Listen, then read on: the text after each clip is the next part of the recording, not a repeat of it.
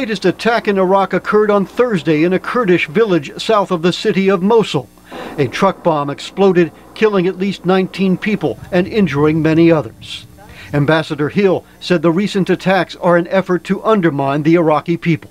The violence represents an effort to undermine Iraqi authorities, to undermine them at a time when it is widely understood that U.S. forces are beginning a departure. I think what is important is that the Iraqi authorities and the Iraqi people have understood that they cannot allow them to get away with this.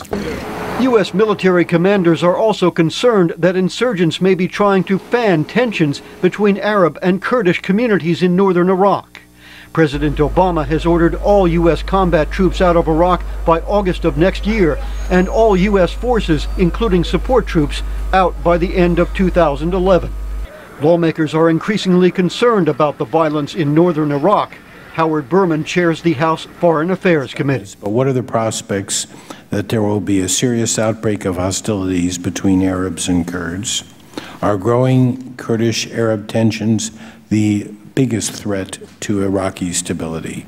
Ambassador Hill said the U.S. commander in Iraq, General Ray Odierno, is working with the Baghdad government and the Kurdish regional government on steps to maintain stability in the north.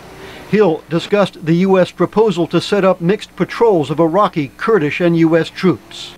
The concept is essentially to have patrolling that includes setting up some checkpoints.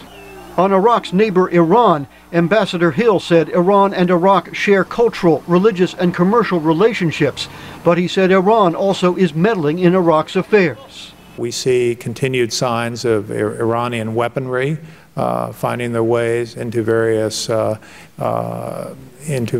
insurgent groups in Iraq. Georgia Democrat David Scott and Ambassador Hill had this exchange about a possible Iraqi referendum on the U.S. military presence. Do you foresee any circumstances in which the Iraqi government will ask the United States and ask the President of the United States to review his scheduled deployment of troops out of Iraq? Do you foresee any circumstances? I do not.